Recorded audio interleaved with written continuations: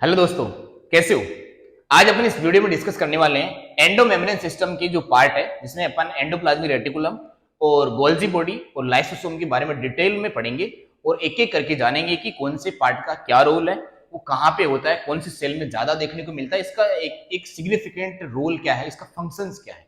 तो सेल में अलग अलग सेल ऑर्गेनेल के अलग अलग रोल है। जैसे मैं आपको बोलूं, mitochondria powerhouse of the cell है, ribosome protein factory of the cell है, क्लोरोप्लास्ट प्लांट सेल में किचन ऑफ द सेल है, वो किचन है, एक तरीके से किचन है। और जो न्यूक्लियस है वो एक सेंटर ब्रेन ऑफ सेल है। तो इस तरीके से अपन बहुत सारे नाम 10th क्लास में 9th क्लास में पढ़ते हुए आए हैं, उनको आज अपन एक्सप्लेन करके पढ़ने वाले हैं। तो नीट के अकॉर्डिंग में सारा का सारा पॉइंट टू पॉइंट क्लियर करते हुए चलूंगा, तो मेरी बात आप ध्यान से सुनते जाइएगा। मैं एक आपको स्टोरी सुनाता हूं कि ये जो मेरे पास में जो भी बोर्ड है, इस बोर्ड जितनी मेरे पास में जमीन है, इस जमीन में मेरे पास में और कोई काम नहीं है। मैं इस जमीन में एक फैक्ट्री लगाना चाहता हूं। तो इस जमीन में मैंने एक फैक्ट्री डिजाइन करी है। तो मैंने काम करने वाले लोगों को पकड़ के लाया और मैंने बोला कि एक फैक्ट्री बनानी है और एक उस फैक्ट्री के लिए पहले बाउंड्री डिजाइन कर दो। तो उन्होंने एक बाउंड्री डिजाइन कर दी। उसके बाद में मैंने उनको बोला कि इस फैक्ट्री में एक ऑफिस बनाना, जो सेंटर में बनाओ। तो सेंटर में उन्होंने एक ऑफिस बनाया। ऑफिस जो बनाया है वो सेंटर में बना दिया, और सेंटर में जो ऑफिस बनाया उसको डिजाइन से बनाया और 2 दीवार बनाई है। ऑफिस की कितनी दीवार बनाई? 2 दीवार बनाई। उसके बाद में बहुत सारे गेट रख दिए, ऐसे बहुत सारे गेट रख दिए, ताकि जो भी इस फैक्ट्री का मालिक होगा, जो कि मैं हूं, इस फैक्ट्री में मैं आराम से बैठ के इस पूरी फैक्ट्री में जो भी चल रहा है मैं आराम से देख सकता हूं। तो इस फैक्ट्री में मैं बैठ के इस सारी चीजों को इन सभी गेट से, चैनल से मैं आराम से देख सकता हूं बैठ के, ताकि मेरे को फैक्ट्री में घूमने का वो नहीं रहे कि यहाँ पे घूम घूम के चेक करना पड़ेगा। नहीं, मैं यहाँ पे बैठ के आराम। उसके बाद में मैंने बोला कि फैक्ट्री बड़ी है, बड़ी फैक्ट्री में एक बड़ा सा चेंबर होना चाहिए, जिसमें अपन खूब सारे लोगों को काम करवाएंगे और यहाँ से बनवाएंगे अपन रॉ मटेरियल। तो रॉ मटेरियल बनाने के लिए काम करने वाले लोगों ने एक बड़ा चेंबर बना दिया, और बड़े चेंबर को थोड़ा डिजाइन बनाया। कहीं पे ऐसे पार्ट बनाए लहरदार, कहीं पे ऐसे ट्यूबुलर लाइक स्ट्रक्चर बना दिए। तो बड़े कुल मिला के अच्छे से डिजाइन का चेंबर बना दिया है, जिसमें रॉ मटेरियल खूब सारा बनाएंगे। उसके बाद में अपन बोलेंगे कि इस ये बड़े चेंबर से कुछ सामान अपन किसी चेंबर में, किसी छोटे चेंबर में पैक करेंगे, और पैक करके एक पैकिंग चेंबर और बना दो, जिसमें अपन चीजों को मॉडिफाई करेंगे, चीजों को पैक करेंगे, मॉडिफाई करेंगे, स्पेशल तरीके से क्रिएशन करेंगे। तो यहाँ पे जो चीजें हैं वो मॉडिफाई होगी। और मैंने एक मॉडिफिकेशन वाला चेंबर भी बनवा दिया। मैंने कहा चीजें यार, जो रॉ मटेरियल उसको अपन कहीं ना कहीं, जैसे मान लो बिस्किट की फैक्ट्री है, तो बिस्किट की फैक्ट्री के छोटे छोटे डिब्बे बनाएंगे, फिर एक बड़ा डिब्बा बनाएंगे। तो कहीं ना कहीं मॉडिफिकेशन यहाँ पे होगा, चाहे चॉकलेट बनाओ चाहे कुछ भी बनाओ, पर ये मॉडिफाइड करेगी। तो ये चेंबर जो है, ये चेंबर यहाँ पे कहीं ना कहीं पैकिंग चेंबर उसे पर बोलेंगे, वो फैक्ट्री का चेंबर। उसके बाद में इस पैकिंग चेंबर से बहुत सारी चीजें निकल निकल के बाहर जाने वाली है। उसके बाद में आपको और भी चीजें बता सकता हूँ, जैसे कि इस फैक्ट्री में अगर एनर्जी चाहिए, तो एनर्जी मतलब लाइट चाहिए। लाइट लगाने के लिए मैंने बोला कि फैक्ट्री में बाहर से कहां से लाइट लाएंगे, यहीं पे एक पावर हाउस बना दो। तो उन्होंने एक पावर हाउस बना दिया, बहुत बढ़िया पावर हाउस बना दिया। अब मैंने बोला कि अगर फैक्ट्री में ज्यादा काम चलता है तो पावर हाउस का नंबर बढ़ा देना। तो पावर हाउस का नंबर फैक्ट्री में बढ़ भी सकता है। तो एक फैक्ट्री में पावर हाउस का नंबर खूब सारा हो सकता है। ऐसे मैंने एक फैक्ट्री डिजाइन करी। अब इस फैक्ट्री को मैं रिप्लेस करता हूं सेल से। ये एक सेल है। इस सेल में एक सेंटर में न्यूक्लियस है, जो इस पूरी सेल को कंट्रोल करता है। और इस न्यूक्लियस में रहने वाला जो इस सेल का मालिक है, वो है DNA, deoxy ribo nucleic acid, जिसे अपन न्यूक्लिक एसिड भी बोलते हैं। ये न्यूक्लिक एसिड यहां से इस फैक्ट्री को कैसे कंट्रोल करता है, ये न्यूक्लिक एसिड। अब यहाँ पे ये जो बाकी जो पार्ट है इस फैक्ट्री में, इस सेल में बाकी जो पार्ट भरा हुआ है, ये जो खाली जगह दिख रही है तुम्हें व्हाइट, ये है कहीं ना कहीं वाटर भरा हुआ है, पानी भर दिया इसमें। अब इस पानी में बहुत सारी चीजें मिक्स कर दी गई है। जैसे यहाँ पे प्रोटीन मिक्स कर दी गई है, यहाँ पे लिपिड मिक्स कर दिया गया है, यहाँ पे कोलेस्ट्रॉल के पार्टिकल्स है, यहाँ पे मिनरल्स है, यहाँ पे आयंस है। इन सबको मिला के यहाँ पे एक मतलब सॉल्यूशन जैसा कुछ बन गया। और उस सॉल्यूशन को अपन कहीं ना कहीं प्लाज्मा बोलेंगे। और अगर वो प्लाज्मा इस सेल के अंदर भरा हुआ है, तो सेल का मतलब होता है साइटो, साइटोलॉजी का मतलब होता है स्टडी ऑफ सेल। तो अगर वो प्लाज्मा इस सेल के अंदर भरा हुआ है, तो इस पूरे लिक्विड पार्ट को अपन क्या बोलेंगे, इस पूरे लिक्विड पार्ट को अपन बोलेंगे साइटोप्लाज्म। क्या बोलेंगे? साइटोप्लाज्म। जो सेल में प्लाज्मा भरा उसे साइटोप्लाज्म बोल देंगे। बहुत बढ़िया। अब साइटोप्लाज्म ये मैंने भर दिया यहाँ। अब मैं काम करने वाले लोग लेके आता हूं बाहर से। बाहर से जब मैंने इस फैक्ट्री में, जब इस सेल में मैं काम करने वाले लोग लेके आया, तो लोगों का नाम है कि सारे के सारे जो लोग हैं, वो सारे के सारे लोग होने चाहिए टकले। उनके सर पे बाल नहीं होने चाहिए। अब टकले क्यों बोल रहा हूं यहां पे बताऊंगा मैं तुम्हें। तो मैं कुछ काम करने वाले लोग ऐसे पकड़ के लेके आया हूं, जो ये मैंने ऐसे ही जो लोग मैं पकड़ के लाया हूं, जो ये भी पर्सन है उसी का, ये थोड़ा सा बड़ा आदमी है लेकिन ये है सब टकले लोग। टकले लोगों को मैं पकड़ के यहाँ पे फैक्ट्री में काम करने के लिए लाया हूँ। और ये जो टकले लोग हैं, इन मैंने बोला टकले लोगों को मैं अलग अलग नाम दूंगा, अलग अलग टकलों को अलग अलग नाम दूंगा, लेकिन एक टाइप के बहुत सारे टकले होंगे। तो ये जो टकले लोग हैं जिन पे यहाँ पे जिनका काम है, इसका ये नाम मैं यहाँ पे रख रहा हूं। इस टकले पर्सन का नाम है राइबोसोम। क्या नाम है? राइबोसोम। और राइबोसोम जो है उसको मैंने स्पेशल काम दे दिया कि राइबोसोम क्या बनाएगा, राइबोसोम सेल में प्रोटीन फॉर्मेशन करेगा, इसीलिए क्या बोलेंगे, राइबोसोम को protein factory of the cell बोलेंगे। बहुत बढ़िया। अब ये जो राइबोसोम है मैंने ऐसे दो पार्ट क्यों बनाए, इसका मतलब राइबोसोम में दो सब यूनिट होती है। अगर मैं यूकेरियोटिक सेल की बात करूं तो यूकेरियोटिक सेल में जो राइबोसोम मिलता है वो राइबोसोम मिलता है 80S टाइप का। क्या यूकेरियोटिक सेल में 70S टाइप का राइबोसोम भी मिलता है? क्या मैं राइबोसोम भी आपको बताऊंगा।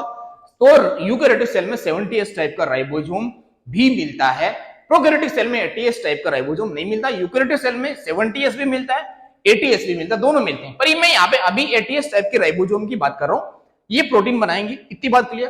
अब ये जो लोग हैं, इन लोगों को मैंने बोला कि तुम यहाँ पे बाहर भी रह सकते हो काम करने के लिए, अंदर भी रह सकते हो।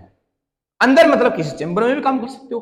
तो ये काम करने लोग यहाँ पे साइटोप्लाज्म में भी है, और ये कहीं ना कहीं इसमें भी चले गए, इस चेंबर में भी चले गए। इस चेंबर का नाम बताते हो, इस चेंबर का नाम क्या है? इस चेंबर का नाम है, देखो इस चेंबर का मैंने यहाँ पे नाम लिखा एंडोप्लाज्मिक रेटिकुलम। इसका मतलब क्या होता है? एंडो यानी होता है अंदर, एंडो वर्ड कहीं पे भी है उसका मतलब होता है inner side.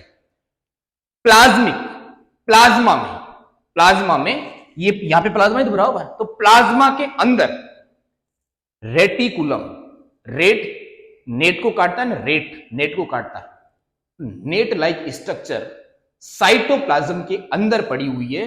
Net like structure plasma के अंदर रखा हुआ है, इसलिए इसका नाम क्या है? इसलिए इसका नाम है एंडोप्लाज्मिक रेटिकुलम। तो एंडोप्लाज्मिक रेटिकुलम ये है। अब ये एंडोप्लाज्मिक रेटिकुलम जो है, उस एंडोप्लाज्मिक रेटिकुलम में अपन बहुत सारा रॉ मटेरियल बनाएंगे, जिसमें मैंने बोला कि ये जो टकले लोग हैं जिसे अपन राइबोसोम बोलते हैं, ये राइबोसोम यहाँ पे आके बैठ गए। अब ये पूरे चैम्बर में नहीं है, ये यहां तक ही बैठे हुए हैं। तो अगर मैं तुम्हें बोलूं कि यहां तक अगर ये एंडोप्लाज्मिक रेटिकुलम पे बैठे हुए हैं, तो ये कहीं ना कहीं काम करेंगे, तो इस सरफेस को थोड़ा गंदा कर देंगे, इस सरफेस को रफ सरफेस बना देंगे। इसलिए जिस एंडोप्लाज्मिक रेटिकुलम पे ये टकले लोग बैठे हुए हैं, उस जगह गंदी सरफेस बन जाएगी और उसे अपन बोलते हैं रफ एंडोप्लाज्मिक रेटिकुलम। तो मैंने यहाँ पे शॉर्ट में लिख दिया RER, रफ सरफेस ये बन गई है। रफ सरफेस पे कौन बैठा हुआ है? राइबोसोम बेटा। और राइबोसोम क्या बनाएगा? प्रोटीन बनाएगा। इसका मतलब RER क्या बनाएगा? RER बनाएगा प्रोटीन। उसके बाद में अपन अगर एंडोप्लाज्मिक रेटिकुलम के आगे वाले पार्ट की बात करें, तो यहाँ पे टकले लोग नहीं रहते हैं। टकले लोग जहां पे नहीं रहते हैं वहां पे सरफेस गंदी तो होती नहीं है, तो सरफेस कैसी रहती है? चिकनी चिकनी रहती है, स्मूथ सरफेस रहती है। तो यहां वाला पार्ट अपन बोल देंगे स्मूथ एंडोप्लाज्मिक रेटिकुलम, ये स्मूथ सरफेस है। अब ये जो बड़ा चेंबर है, इस चेंबर को मैं यहां पे बता देता हूं कि RER और SER का मतलब क्या है। तो मैं यहां पे लिख रहा हूं एंडोप्लाज्मिक रेटिकुलम के फंक्शन क्या है और कितने टाइप के होते हैं। तो अपन यहां पे दो टाइप के बना लेते हैं एंडोप्लाज्मिक रेटिकुलम। एक है यहां पे RER, एक है बेटा जी यहाँ पे SER, जिसे अपन क्या बोल रहे हैं? Smooth endoplasmic reticulum. क्या करते हैं? कौन सा रॉ मटेरियल यहाँ पे बनाता है? ये टकले लोग क्या करते हैं यहाँ पे, तो किस तरीके से क्या होता है। अब यहाँ पे जो काम है वो हो रहा है, लेकिन बोलेगा कौन काम करने के लिए? ये फैक्ट्री का मालिक बोलेगा ना। तो फैक्ट्री का मालिक एक मैनेजर रखता है। इस मैनेजर का क्या नाम है? तो इस मैनेजर का एक तरीके से नाम है, इस मैनेजर का नाम है, ये भी टकला है, इसका नाम है न्यूक्लियोलस। इसका नाम क्या है? न्यूक्लियोलस। न्यूक्लियोलस भी टकला है। अब टकला का मतलब क्या है? टकला का मतलब है मेम्ब्रेन लेस सेल ऑर्गेनेल। इस पे मेम्ब्रेन नहीं होती है, इस पे भी मेम्ब्रेन नहीं होती, आपको याद रखना है। और एक टकला और रहता है सेल में, उसका नाम है सेंट्रियोल। सेंट्रियोल पे भी मेम्ब्रेन नहीं होती, वो भी मेम्ब्रेन लेस सेल ऑर्गेनेल होता है। तो सेंट्रियोल याद रखना है। सेंट्रियोल, राइबोसोम और न्यूक्लियोलस, ये तीन क्या है? सेल में मेम्ब्रेन लेस सेल ऑर्गेनेल है। यहां पे याद रहेगा तुम्हें। हाँ, अब मैं बोल रहा हूं कि RER है और SER में क्या फर्क है। तो RER क्या बना? तो भाई RER क्यों RER बन गई? क्योंकि उस पे क्या आ गए? राइबोसोम आ गए। राइबोसोम आ गए तो ये क्या बनाएगा भाई? ये बनाएगा प्रोटीन। अब प्रोटीन बनेगी यहां से, तो प्रोटीन किस किस में यूज होता है? प्रोटीन भाई एंजाइम बनाने में, हार्मोन बनाने में यूज होता है। इसका मतलब एंजाइम हार्मोन का रॉ मटेरियल क्या हो गया? प्रोटीन। तो जहां पे प्रोटीन बनती है वहां पे क्या होगा? जहां पे प्रोटीन बनती है वहां पे सिक्रीशन होगा। तो सिक्रीशन जहां पे होगा, सिक्रीशन होगा। सिक्रीशन मतलब जो भी सिक्रेटरी ग्लैंड्स होगी अपनी बॉडी में, सिक्रेटरी जो भी ग्लैंड्स होती है, एंडोक्राइन जो भी पार्ट होता है, एक्सोक्राइन जो भी पार्ट होता है, वहां पे आपको RER ज्यादा देखने को मिलेगा। प्रोटीन का काम जहां पे है उस जगह क्या मिलेगा? वहां पे सिक्रेटरी पार्ट मिलेगा और प्रोटीन इस तरीके से यहाँ पे। अब यहाँ पे मैं बोल रहा हूं कि अगर कहीं पे मेम्ब्रेन सिंथेसिस करनी है, बायोसिंथेसिस करनी है, तो वहां पे भी तो प्रोटीन चाहिए होगा। भाई मेम्ब्रेन में क्या पढ़ा अपने? लिपिड पढ़ा, प्रोटीन पढ़ा, इंटरनल प्रोटीन, एक्सटर्नल प्रोटीन, फिर बाहर भी ये कार्बोहाइड्रेट की चेन है, तो उस पे भी वो कहीं ना कहीं प्रोटीन लगी हुई। तो प्रोटीन का पार्ट जहां पे है तो वहां पे मेम्ब्रेन मतलब बायोजेनेसिस करता है। तो एक तरीके से एंडोप्लाज्मिक रेटिकुलम बायोजेनेसिस करता है। बायोजेनेसिस का मतलब नई सेल बनाने में भी रोल प्ले करता है। तो protein synthesis mainly secretory part, जहां पे सिक्रेशन होता है वहां पे प्रोटीन का बड़ा रोल होता है। तो यहाँ पे एंजाइम हार्मोन लिख सकते हैं अपन। तो एंजाइम हार्मोन का जो काम होता है वो कहीं ना कहीं यहाँ पे ग्लैंड सिक्रेशन वाले पार्ट में होता है। उसके बाद में अपन अगर एसीआर की बात करें तो एसीआर क्या बनाता है भाई? एसीआर बनाता है लिपिड और फैट। इसका जो मेन काम है वो है लिपिड और फैट। लिपिड और फैट में क्या फर्क है? लिपिड और फैट में मैंने आपको जब भी फोस्फोलिपिड बताया तो मैंने आपको बताया कि अगर एक ग्लिसरॉल वाले पार्टिकल पे फैटी एसिड की दो चेन बन जाती है और वो वहां पे कनेक्ट होके जो ईस्टर बॉन्ड बना लेती है, तो उसे अपन बोलते हैं वो लास्ट वाले CH2O की जगह वहां पे जुड़ गया आके फोस्फेट ग्रुप, तो वो बन गया फोस्फोलिपिड। और उस तीसरे वाले फोस्फेट वाली जगह भी अगर वो फैटी एसिड जुड़ गए तो वो फैट बन जाता है। तो लिपिड और फैट बन जाता है ऐसे। तो ये पार्टी क्या है? चिकना चिकना चिकना चिकना क्या होता है भाई? चिकना चिकना घी होता है, ऑयल होता है, ये सब क्या है? ये स्मूथ एंडोप्लाज्मिक रेटिकुलम का पार्ट है। तो यहां से ये ही बनता है। तो लिपिड और फैट कहां पे बनता है? अब मैं यहाँ पे कोलेस्ट्रॉल भी लिख देता हूं। तो कोलेस्ट्रॉल भी यहीं से बनता है। कोलेस्ट्रॉल भी एक तरीके का लिपिड ही है। तो कोलेस्ट्रॉल बन गया, लिपिड फैट बन गया। अब इसका मेन रोल क्या?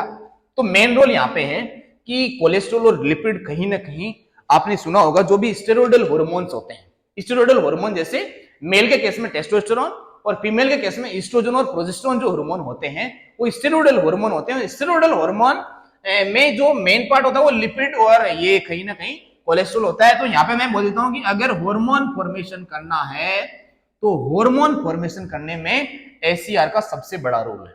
उसके बाद में जैसे ये हार्मोन कौन से हो गए? ईस्ट्रोजन हो गया, और कौन सा हो गया? प्रोजेस्टेरोन हो गया, प्रोजेस्टेरोन स्टेरोन, और कौन सा हो गया? टेस्टोस्टेरोन हो गया, जिसे अपन एंड्रोजन भी बोलते हैं, टेस्टोस्टेरोन। तो इस तरीके से जो हार्मोन है वो स्टेरॉइडल हार्मोन है। ये जो स्टेरोन स्टेरोन स्टेरोन ये स्टेरॉइडल हार्मोन है जिसमें कहीं ना कहीं अपन लिपिड की बात करते हैं। उसके बाद में बोलते हैं कि यार ये लिपिड का और कहां पे फंक्शन है? तो लीवर में जो काम होता है, लीवर का मेन फंक्शन अपनी बॉडी में है। लीवर एक तरीके से अपनी बॉडी का चेकिंग पॉइंट है। चेक पोस्ट नहीं होता कि जैसे कि किसी सिटी में अगर कोई एंटर करता है तो वो चेक पोस्ट पे चेक होके अंदर एंटर करता है। तो चेक पोस्ट क्या है? अपनी बॉडी का चेक पोस्ट है लीवर। लीवर को चेकिंग चेंबर क्यों बोल रहे हैं? चेकिंग करने वाला चेंबर है जिसमें अपन डाइजेस्टिव सिस्टम में जो भी चीजें खाते हैं वो सबसे पहले डाइजेशन के बाद में ब्लड फ्लो से वो पहले लीवर के पास में जाती है। सारी चीजें लीवर चेक करती है कि कोई हार्मफुल सब्सटेंस तो अंदर से बाहर से अंदर नहीं आ गया है। अगर आ गया है और उसमें टॉक्सिसिटी है, जैसे आपने कोई मेडिसिन लिया, आपने कोई भी तरीके की मेडिसिन खा ली, या आपने कोई ऐसा खाना खाया जिसमें कहीं ना कहीं बैक्टीरिया माइक्रोब्स है जो कहीं ना कहीं आपकी बॉडी में टॉक्सिसिटी प्रोड्यूस कर सकते हैं, तो उनकी टॉक्सिसिटी, उनके टॉक्सिक नेचर को डिटॉक्सिफाई करने का काम लीवर करता है। तो इसका मतलब लीवर में जो मेनली जो एसीआर मिलता है, तो एसीआर यहां पे ज्यादा मिलेगा, जो क्या करेगा, जो कहीं ना कहीं आपको लीवर में डिटॉक्सिफिकेशन का काम करने में हेल्प करेगा। उसके अलावा अगर मैं लिपिड में बात करूं तो लिपिड में स्टेरॉइडल हार्मोन हो गए, टेस्टोस्टेरोन, ईस्ट्रोजन, प्रोजेस्टेरोन, और लीवर का ये यहाँ पे डिटॉक्सिफिकेशन का काम ये हो गया। तो ये जो लिपिड और ये जो है बायोसिंथेसिस है, इसका काम यहाँ पे ऐसे होता है। तो आरईआर और एसईआर का मेन फंक्शन आपको क्या याद रखना है? यहाँ पे प्रोटीन बनता है, यहाँ पे लिपिड फैट बनता है। इसके बाद में यहाँ पे मैं अगर स्पेशली कुछ बात बताना चाहूं तो मैं ऐसे बोल सकता हूं कि अगर आरईआर और एसईआर का जो मेन फंक्शन है तो वो यहां से रॉ मटेरियल बना दिया, रॉ मटेरियल बनाने के बाद में ये रॉ मटेरियल यहां से पैक होगा। तो रॉ मटेरियल पैक होगा और पैक होने के साथ में और क्या क्या काम करता है, तो आरईआर जो है या फिर एसईआर जो है एंडोप्लाज्मिक रेटिकुलम है, वो अपने जैसी एक स्ट्रक्चर वो सीक्रेट करती है बॉडी में, अपने जैसी स्ट्रक्चर, जैसे बोलते हैं अपन बायोजेनेसिस बोल रहे हैं ना, बायोसिंथेसिस करती है। और बायोसिंथेसिस किसका करती है, सेल में एक पार्ट होता है जिसका नाम है गोल्जी बॉडी। गोल्जी बॉडी भी ये एंडोप्लाज्मिक रेटिकुलम में बनाते हैं। तो एंडोप्लाज्मिक रेटिकुलम से गोल्जी बॉडी बनती है, एंडोप्लाज्मिक रेटिकुलम से कुछ वेसिकल लाइक स्ट्रक्चर बनते हैं, छोटे छोटे वैक्यूल्स बनते हैं, ये यहां से एंडोप्लाज्मिक रेटिकुलम ही बनाती है। तो ये एंडोप्लाज्मिक, क्योंकि एंडोप्लाज्मिक रेटिकुलम के पास में लिपिड वाला पार्ट भी है, एंडोप्लाज्मिक रेटिकुलम के पास में प्रोटीन वाला पार्ट भी, तो ये आराम से बायोजेनेसिस कर सकती है, बायोसिंथेसिस कर सकती है। अब यहां से आगे चलते हैं, आगे चले तो एंडोप्लाज्मिक रेटिकुलम का काम कहीं ना कहीं इतना ही आपको याद रखना है और फंक्शन ये याद रखने। और ये जो राइबोसोम है, जो एटीएस राइबोसोम जो बोल रहे हैं, उसकी ये जो बड़ी यूनिट है, लार्ज सब यूनिट, ये लार्ज सब, जैसे मैं एटीएस में छोटी यूनिट को क्या बोलता हूँ 40s और बड़ी यूनिट को क्या बोलता हूँ 60। तो 60s यूनिट यहां से इसके साथ में चिपकी होती है, स्मॉल सब यूनिट यहाँ पे चिपकी हुई नहीं होती है। एसीआर के केस में राइबोसोम चिपका हुआ नहीं होता। उसके बाद में यहाँ पे रॉ मटेरियल बन गया। अब रॉ मटेरियल बनने के बाद में क्या होगा, अब रॉ मटेरियल बनने के बाद में अपन जिसकी बात करेंगे वो है पैकिंग चेंबर, गोल्जी बॉडी की बात करें। तो गोल्जी बॉडी का फंक्शन क्या है, तो गोल्जी बॉडी का फंक्शन मैं यहाँ पे बता देता हूँ। अब गोल्जी बॉडी को यहाँ पे अपन थोड़ा सा एक्सप्लेन करने की कोशिश करेंगे। हाँ, अगर गोल्जी बॉडी की मैं बात करूं तो गोल्जी बॉडी को अपन जानेंगे पैकिंग चेंबर के नाम से। अब गोल्जी बॉडी का डिस्कवरी किसने किया, तो एक कैमिलियो गोल्जी नाम के साइंटिस्ट है, उन्होंने 1898 में ऐसे एक चेंबर लाइक स्ट्रक्चर, मतलब ऐसे नेट लाइक स्ट्रक्चर का डिस्कवरी किया, जिसको बोला गया, अब उन साइंटिस्ट को रेस्पेक्ट देने के लिए यहाँ पे गोल्जी बॉडी बोल दिया गया। जैसे अपन पैकिंग चेंबर, गोल्जी एपैरेटस, ऐसा कुछ नाम बोल सकते हैं। ये जो है डिटेक्सोम भी बोल सकते हैं। ये वाला जो पार्ट है ये यहाँ से कुछ ना कुछ बनाएगा और ये यहाँ से चीजों को मॉडिफाई करने का काम करेगा। भाई यहाँ से मॉडिफिकेशन अगर होगा तो किस किस तरीके से किस किस चीज का मॉडिफिकेशन होगा, एक एक करके मैं यहाँ पे आपको बता देता हूँ कि गोल्जी बॉडी में जो भी मॉडिफिकेशन हो रहा है वो किस तरीके से हो रहा है। देखो, रॉ मटेरियल यहां से इसमें पैक होके आया। अब ये जो जिस एंड से यहां पे एंटर करता है वो एंड है न्यूक्लियस की ओर।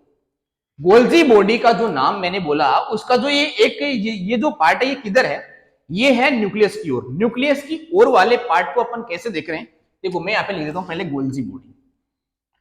गोल्गी बॉडी जो है उसका जो पार्ट है, एक पार्ट है न्यूक्लियस की ओर। वो न्यूक्लियस की ओर वाला पार्ट कुछ शायद आपको ऐसे दिख रहा है, ऐसे दिख रहा है। ऐसे आपने कहीं ना कहीं मिरर बनाया होगा, जो कॉनकेव और कॉन्वेक्स मिरर बनाते हैं अपन। तो ये वाला जो सरफेस है, ये वाला सरफेस न्यूक्लियस की ओर है, ये कॉन्वेक्स है कि कॉनकेव है। तो इस वाले सरफेस को अपन बोलते हैं कॉनकेव। ये क्या बोलते हैं, इसे कॉनकेव सरफेस नहीं बोलते, इसे सॉरी कॉन्वेक्स बोलते हैं। कॉनकेव, केव यानी गुफा होती है ना, केव यानी गुफा, तो गुफा कहां पे, गुफा तो यहां पे। ये वाला सरफेस क्या हो जाएगा, कॉनकेव। ये कॉनकेव हो गया और ये कॉन्वेक्स हो गया। अब कॉन्वेक्स वाला जो पार्ट है, कॉन्वेक्स वाला पार्ट वो न्यूक्लियस की ओर होता है। और इसका क्या नाम है भाई, देखो क्या होगा, यहां से रॉ मटेरियल यहां से जस्ट एंटर करता है। तो एंटर करने में जैसे ही ये एंटर करता है वैसे ही यहाँ पे कुछ ना कुछ चीजों का फॉर्मेशन चालू हो जाता है, किसी न किसी चीज का मॉडिफिकेशन चालू होता है, कोई चीज बनना चालू हो जाती है, फॉर्म होना चालू हो जाती है। इसलिए इस वाले पार्ट को अपन कॉन्वेक्स के साथ में, मैं यहाँ पे कॉन्वेक्स लिख देता हूं, कॉन्वेक्स के साथ में और क्या बोलते हैं, और इसे बोलते हैं अपन फॉर्मिंग फेस। फॉर्मेशन यहां पे स्टार्ट हो जाता है तो इसे अपन फॉर्मिंग फेस बोलते हैं, कि ऐसा फेस जो चीजों को फॉर्म करना चालू कर देता है, चीजों को मॉडिफाई करना चालू कर देता है। साथ में इसे अपन सिस फेस भी बोलते हैं, सिस फेस भी इसे अपन बोल देते हैं। तो ऐसे अपन इस गोल्जी बॉडी का ये जो पार्ट है जो न्यूक्लियस की ओर है उसे अपन कॉन्वेक्स बोल रहे हैं, उसे अपन ये फॉर्मेशन फेस बोल रहे हैं, फॉर्मिंग फेस बोल रहे हैं, और इसे अपन सिस फेस भी बोल रहे हैं। यहां से चीजें एंटर करती है और एंटर करने के बाद में धीरे धीरे यहाँ पे चीजें मॉडिफाइड होती है। और यहाँ पे ये भी बोला गया है ये जो पार्ट है ये डिस्क लाइक है, ये डिस्क लाइक स्ट्रक्चर देखी थी कैमिलियो गोल्जी ने। और डिस्क लाइक स्ट्रक्चर जो है वो एक ऐसे पट्टियों में बनी हुई है, डिस्क लाइक स्ट्रक्चर साथ में रखी हुई है, और वो कहीं ना कहीं यहां से और यहां से एक दूसरे से सेपरेट सी दिखती है, सेपरेट दिखती है और कहीं ना कहीं कनेक्टेड भी होती है और चीजों को मॉडिफाई करती हुई चली जाती है। ये डिस्क लाइक स्ट्रक्चर है तो चीजों को क्या करती है, मॉडिफाइड करती है, और मॉडिफाइड करने का काम यहां से स्टार्ट हो जाता है, इसे अपन फॉर्मिंग फेस बोलते हैं। अब आगे जब चलते हैं तो मॉडिफिकेशन होता है। तो मॉडिफिकेशन में क्या क्या बोलेंगे अपन, जैसे मॉडिफिकेशन में मैं बोल देता हूं कि मॉडिफिकेशन क्या होता होगा। मॉडिफिकेशन, मॉडिफिकेशन में आपके यहाँ पे क्या होगा, मॉडिफिकेशन में क्या होगा, मॉडिफिकेशन में मैं यहाँ पे बोल देता हूं, यहाँ पे जैसे मैं बोलता हूं कि अगर ग्लूकोज प्रोटीन के साथ में मिक्स हो रहा है तो ये एक तरीके का मॉडिफिकेशन होगा, जिसे अपन बोलेंगे ग्लाइकोप्रोटीन। क्या बोलेंगे इसे, ग्लाइकोप्रोटीन बन गया। उसके बाद में यहां पे बन गया है ग्लाइकोप्रोटीन। उसके बाद में मैं बोलूंगा अगर ग्लूकोज मिक्स हो गया लिपिड के साथ में तो यहां पे मॉडिफाइड होकर चीज बन जाएगी ग्लाइकोलिपिड। ये ग्लाइकोलिपिड बन जाएगा, कुछ इस तरीके से मॉडिफिकेशन हो जाएगा। और क्या होगा, और चीजें जैसे मैं बोलता हूं प्रोटीन, इनका कॉम्बिनेशन, लिपिड का कॉम्बिनेशन, इस तरीके से कुछ कॉम्बिनेशन बन गया। कार्बोहाइड्रेट का मतलब यहाँ पे ग्लूकोज का कॉम्बिनेशन बन के कुछ भी एंजाइम बन सकता है, कुछ यहाँ पे हार्मोन बन सकता है, तो यहाँ पे मॉडिफिकेशन होता चला जाता है। इस तरीके से मॉडिफिकेशन होता है किसमें, गोल्जी बॉडी में। उसके बाद में चीजें मॉडिफाइड होकर यहाँ से बाहर निकलती है, और जहां से जिस एंड से बाहर निकलती है, तो ऐसा बोला गया है कि जो फॉर्म करता है जो एंड, और ये जो यहाँ से चीजें यहाँ से बाहर एग्जिट करवाता है, ये जो एंड है ये एंड को कोई मतलब नहीं है, ये आपस में एक दूसरे से सेपरेटेड रहते हैं, ऐसा भी लिखा गया है। अब यहाँ से चीजें मॉडिफाइड होकर जब बाहर निकलती है तो बाहर निकलने वाला जो फेस है उसका नाम क्या है, उसका नाम मैं यहाँ पे लिख देता हूँ। तो मॉडिफिकेशन आपने देख लिया किस तरीके से मॉडिफाइड हो रही चीजें। अब ये जो चीजें यहाँ से बाहर निकलती है आफ्टर मॉडिफिकेशन, तो मैं यहाँ पे लिख देता हूँ आफ्टर मॉडिफिकेशन क्या होता है, आफ्टर मॉडिफिकेशन क्या हो रहा है, आफ्टर मॉडिफिकेशन चीजों के साथ में क्या हो रहा है, आफ्टर मॉडिफिकेशन जिस एंड से ये बाहर निकलती है, जिस एंड से ये एग्जिट होती है, उस एंड का नाम क्या है, ये यहाँ पे कॉन्वेक्स एंड था तो इसे अपन बोलेंगे कॉनकेव एंड बोलेंगे। और दूसरे साथ में ये चीजें, अब चीजें पूरी तरीके से फॉर्म होके बाहर निकल गई है, और फॉर्म होने को अपन धीरे धीरे मैच्योर हो रही चीजें मैच्योर होके बाहर निकल रही, इसलिए इस फेस को अपन साथ में क्या बोल देते हैं, मैच्योरेशन फेस भी बोल देते हैं। इसलिए इसका दूसरा नाम अपन क्या बोलेंगे बेटा, मैच्योरेशन फेस भी इसे अपन बोलेंगे कि ये मैच्योरेशन फेस हो गया है, इसका नाम मैच्योरेशन फेस भी है। साथ में इसे अगर अपन सिस एंड बोले तो इसे अपन ट्रांस फेस बोलेंगे, इसे अपन ट्रांस एंड भी बोल सकते हैं। चीजें यहां से मॉडिफाइड होकर बाहर निकलती है, और ये जो छोटी छोटी ये जो वेसिकल्स है, ये वेसिकल्स क्या करती है, चीजों को यहां से पिक करती है और यहां से बाहर निकालती है। अब ये जो पार्ट है, इसका यहाँ पे नाम लिखा गया है कि इसको अपन बोलते हैं सिस्टर्नी। इसे अपन क्या बोलते हैं, सिस्टर्नी बोलते हैं। अच्छा, सिस्टर्नी इसको ही बोल सकते हैं, ये एक ऐसे प्लेट लाइक स्ट्रक्चर ऐसे अरेंज तो की गई है, इसे भी अपन सिस्टर्नी बोल सकते हैं। और इसे भी अपन तो एक तरीके से गोल्जी बॉडी की जो फंक्शनल यूनिट है वो क्या है, सिस्टर्नी। अच्छा, एंडोप्लाज्मिक रेटिकुलम की फंक्शनल यूनिट भी सिस्टर्नी ही है, तो सिस्टर्नी यहाँ पे अपन वर्ड यूज कर सकते हैं। इसके केस में क्या हो रहा है, चीजें मॉडिफाइड होकर बाहर निकलती है, और ये वेसिकल्स जब बाहर निकलती है, और जब छोटी छोटी वेसिकल्स जब मिक्स होती है, तो मिक्स होने के बाद में क्या बन जाता है भाई, छोटी वेसिकल मिक्स होती है, चीजें मॉडिफाइड होकर यहाँ पे पिक होके आई है, और जब छोटी चीजें मिक्स होके बड़ा एक वेसिकल बना देती है, तो इसे अपन बोल सकते हैं लार्ज वेसिकल। इसे अपन क्या बोल सकते हैं, लार्ज वेसिकल। और लार्ज वेसिकल क्या बना देता है, लार्ज वेसिकल को अपन, अगर उस वेसिकल में एंजाइम भरा हुआ है तो उस लार्ज वेसिकल को अपन बोल देंगे कहीं ना कहीं लाइसोसोम। लाइसोसोम का काम क्या है, लाइसोसोम किसे बोलते हैं, लाइसोसोम और क्या क्या करता है, एक एक करके यहाँ पे बात कर लेते हैं। इसे माइटोकॉन्ड्रिया को मैं हटा रहा हूं यहाँ से, ये पावर हाउस ऑफ द, इसके बारे में अपन सेपरेटली बात करेंगे। इसका नाम मैंने लिख दिया यहाँ पे लाइसोसोम, ये मैंने यहाँ पे नाम लिख दिया, इसका नाम है लाइसोसोम। लाइसोसोम का मतलब क्या, देखो लाइसोसोम में भरे होंगे एंजाइम्स, यहाँ पे क्या भरे होंगे, एंजाइम्स। एंजाइम का काम बताओ, एंजाइम का काम होता है बेटा जी डाइजेशन करना। डाइजेस्टिव सिस्टम में जो भी एक्टिविटी दिखाता है वो लाइसोसोम है। तो लाइसोसोम यहाँ पे भर भर के एंजाइम लेके आया है। अगर एंजाइम है और उस बड़ी वैक्यूल को, बड़ी वेसिकल्स को अगर यहीं पे रखना है, तो वो कहीं ना कहीं लाइसोसोम बन जाएगा। और उसे सेल से एग्जिट करवाना है, अगर उसे सेल से एग्जिट करवाना है, तो सेल से एग्जिट कराने के केस में कहीं ना कहीं सेल क्या करेगी, कोई ना कोई चीजें सीक्रेट करेगी। सीक्रेट करेगी तो उसे अपन लाइसोसोम नहीं बोलेंगे, उसमें अपन ऐसा बोल सकते हैं कि सेल कोई बाहर कोई एक्सीडेंटरी मटेरियल सीक्रेट कर रही है, या फिर कोई मॉडिफाइड होकर चीज जो बाहर चाहिए होती है किसी भी दूसरे चेंबर को, या फिर किसी भी दूसरे सेल को अगर चीजें बाहर चाहिए, तो यहाँ पे कहीं ना कहीं सीक्रेटरी जो पार्ट होता है उसे अपन वैक्यूल बोल सकते हैं, या फिर कोई और बड़ा वेसिकल बोल सकते हैं। लेकिन अगर उसमें एंजाइम भरा हुआ है तो उसे अपन क्या बोल देंगे। अब ये यहाँ से अगर जैसे कोई सेल ऐसी है जो जैसे सेप्रोफिटिक नेचर की जो भी ऑर्गेनिज्म होते हैं, वो क्या करते हैं, अपनी बॉडी से बाहर सिक्रेशन करते हैं, तो उनमें भी कहीं ना कहीं एंजाइम भरे होते हैं। तो अगर एंजाइम भरा हुआ है तो यहाँ पे इसे अपन बोल देंगे लाइसोसोम। लाइसोसोम में जो एंजाइम भरा होता है, किस तरीके के एंजाइम भरे होते हैं भाई? एंजाइम में जैसे मैं बोलता हूं अगर प्रोटीन को डाइजेस्ट करने वाला एंजाइम है तो प्रोटीन को डाइजेस्ट करने वाले एंजाइम को क्या बोलेंगे अपन? प्रोटीएज बोलेंगे। देखो किसी भी वर्ड के आगे अगर एज लगाओ तो उससे अपन एंजाइम बोलेंगे। प्रोटीन को डाइजेस्ट करने वाला प्रोटीएज, लिपिड को डाइजेस्ट करने वाला लाइपेज, इसके बाद में मैं बोल देता हूं कि कार्बोहाइड्रेट को डाइजेस्ट करने वाला कार्बोहाइड्रेट, जिसे मैं बोल देता हूं कि ये जो स्टार्च है इसको डाइजेस्ट करने वाला जो एंजाइम होगा उसे अपन या तो बोल सकते हैं एमाइलेज, या तो बोल दो एमाइलेज, जैसे अपने सेलाइवरी ग्लैंड में सिक्रेशन होता है एमाइलेज, सेलाइवरी एमाइलेज। अब उसके बाद में इसे अपन कॉमनली क्या बोल देते हैं? कार्बोहाइड्रेटेज। कार्बोहाइड्रेटेज भी इसे अपन बोल सकते हैं। ऐसे यहाँ पे एंजाइम का वर्ड यूज कर सकते हैं। इसके बाद में मैं बोलता हूँ डीएनए आरएनए को डाइजेस्ट करने वाले एंजाइम, जैसे न्यूक्लिक एसिड को अगर डाइजेस्ट करना है तो न्यूक्लिक एसिड को डाइजेस्ट करने वाले जो एंजाइम होंगे उन्हें अपन क्या बोल देंगे? उन्हें अपन बोल देंगे न्यूक्लियेज। देखो सभी वर्ड के आगे एज लगा हुआ है, जिसे अपन एज ए एंजाइम कंसिडर कर सकते हैं। और एंजाइम जिस वेसिकल में भरे होते हैं उस वेसिकल का नाम है लाइसोसोम। क्या लाइसोसोम एक ही तरीके का होता है? नहीं, लाइसोसोम के भी कुछ अलग अलग पार्ट होते हैं। क्या क्या पार्ट होते हैं एक एक करके बात करता हूं। देखो लाइसोसोम, अगर अभी यहाँ पे मिक्सिंग से लाइसोसोम बना है तो इस लाइसोसोम को अपन बोल देते हैं प्राइमरी लाइसोसोम। क्या बोलते हैं? Primary lysosome.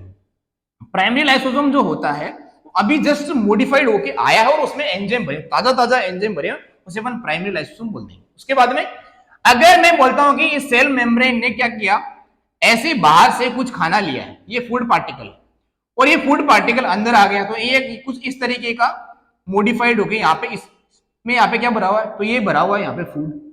अगर फूड वाला पार्ट और ये लाइसोसोम वाला पार्ट दोनों मिक्स होके एक कॉमन चेंबर बना लेते हैं। ये दोनों मिक्स हो गए और ये यहाँ से कॉमन चेंबर बना लें जिसमें खाना भी है और जिसमें एंजाइम भी है।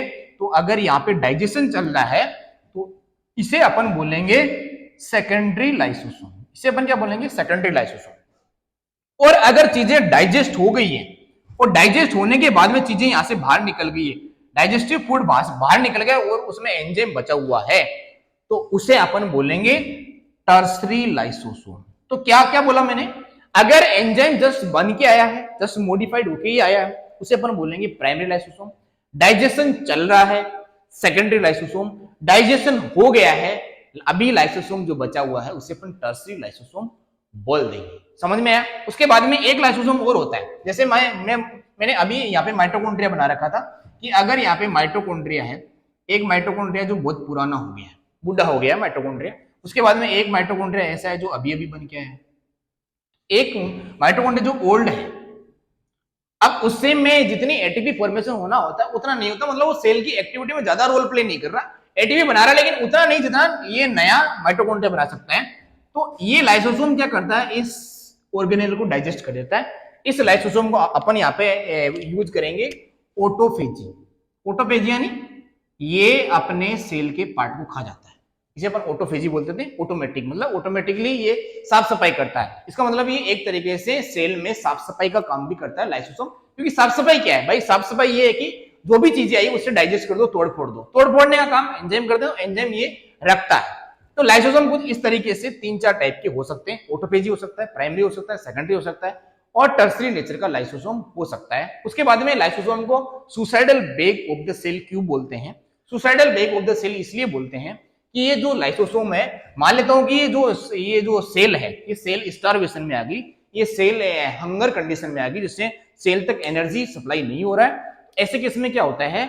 इन सारे सेल ऑर्गेनेल को नॉर्मल फंक्शनिंग करने के लिए एनर्जी तो चाहिए होती है।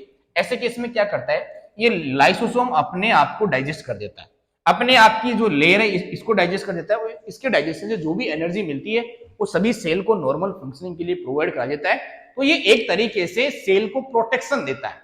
ये सेल के लिए एक तरीके से एक आर्मी है, आर्मी का काम करता है। फॉरेन पार्टिकल को मारेगा, फॉरेन पार्टिकल को डाइजेस्ट कर देगा। जब भी सेल को जरूरत पड़ेगी एनर्जी की और बाहर से एनर्जी नहीं आ रही तो ये खुद को खत्म कर लेता है। खुद को खत्म करना है तो सुसाइड करना होता है, तो ये खुद को खत्म कर लेगा। इसलिए ये लाइसोसोम क्या बन जाएगा? Suicidal bag of the cell भी बन जाएगा। तो मैंने बहुत सारे नाम बताए आपको, प्रोटीन फैक्ट्री बताई, पावर हाउस बताया, किचन बताया, और मैंने आपको यहाँ पे सुसाइडल बैग भी बताया। ऐसे बहुत सारे चेंबर, और ये यहाँ पे सेल का ब्रेन है। तो ये यहाँ पे देखो, ये जो डीएनए, ये डीएनए इस टकले पर्सन से, न्यूक्लियोलस से क्या बनवा लेता है, मैसेज टाइप करवा लेता है, और यहाँ पे एमआरएनए बना लेता है। एमआरएनए इस न्यूक्लियर पोर से, ये है न्यूक्लियर पोर। तो ये यहाँ पे न्यूक्लियस था, इसे अपन यहाँ पे लेवल कर सकते हैं। ये था बेटा यहाँ पे न्यूक्लियस। न्यूक्लियस के ये जो छोटे छोटे पोर, इसे अपन क्या बोलेंगे, न्यूक्लियर पोर बोल देंगे। तो ये हो गया न्यूक्लियर पोर। इसके बाद में ये वाला जो पार्ट है, ये वाला पार्ट, इसे अपन न्यूक्लियस बोल रहे हैं। ये क्या बनाता है, एमआरएनए। अच्छा, यहाँ पे आरएनए बहुत टाइप के बनते हैं, आरआरएनए बनता है, टीआरएनए बनता है, एमआरएनए बनता है। क्या यहाँ पे प्रोटीन भी होती है क्या? हाँ, यहाँ पे प्रोटीन भी होती है। और यहाँ पे कुछ इस तरीके से आरएनए बनता है, और ये आरएनए बाहर निकलता है। भाई एक सेल में नॉर्मली होता क्या है यार, एक सेल में नॉर्मली यही तो होता है कि डीएनए से आरएनए बनता है, और आरएनए आगे जाके प्रोटीन बना देता है। इस तरीके की मॉडिफिकेशन तो सेल में चलती है, और ये कहीं ना कहीं एक कोऑर्डिनेट वे में काम हो रहा होता है। एक फैक्ट्री में इस तरीके से 3 सेल ऑर्गेनेल किस तरीके से कोऑर्डिनेट वे में काम करता है, इसके बारे में अपन ने बात करी। इसके अलावा भी बहुत सारे सेल के ऑर्गेनेल है, इसके अलावा भी फैक्ट्री में बहुत सारे पार्ट है, जैसे पावर हाउस हो गया, किचन हो गया, उसके बाद में प्रोक्सिसोम हो गया, सेंट्रियोल हो गया, और कुछ सेल में प्रोटीन की कुछ लाइंस पड़ी हुई है। उन लाइंस का काम है कि सेल को एक तरीके से मैकेनिकल सपोर्ट देना, सेल के लिए एक स्केलेटल सिस्टम तैयार करना, उसे अपन साइटोस्केलेटल बोलेंगे। तो उसके बारे में भी अपन एक एक करके चर्चा करते जाएंगे। आने वाले वीडियो में अपन डिस्कस करेंगे माइटोकॉन्ड्रिया के बारे में, राइबोसोम के बारे में, और अपन बात करेंगे यहाँ पे प्लास्टिड के बारे में, क्लोरोप्लास्ट के बारे में, ल्यूकोप्लास्ट के बारे में, और क्रोमोप्लास्ट के बारे में, और उसके बाद में साइटोस्केलेटल सिस्टम, जिसमें अपन किसकी बात करेंगे, सीलिया की बात करेंगे, फ्लैजिला की बात करेंगे, और न्यूक्लियस की भी बात करेंगे। न्यूक्लियस की बात करेंगे।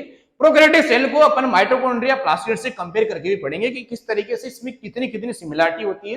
राइबोसोम का जो 70s टाइप है वो कौन सी सेल ऑर्गेनेल में मिलता है, एक एक करके बात करेंगे। सेल विद इन सेल क्या होता है, सेल में सेल का मतलब क्या होता है, माइटोकॉन्ड्रिया को क्यों ऐसा बोलते हैं, माइटोकॉन्ड्रिया में एटीपी फॉर्मेशन कहां पे होता है, माइटोकॉन्ड्रिया में एनर्जी कैसे बनती है, क्लोरोप्लास्ट खाना कैसे बनाता है, एक एक करके अपन नेक्स्ट वीडियो में बात करेंगे।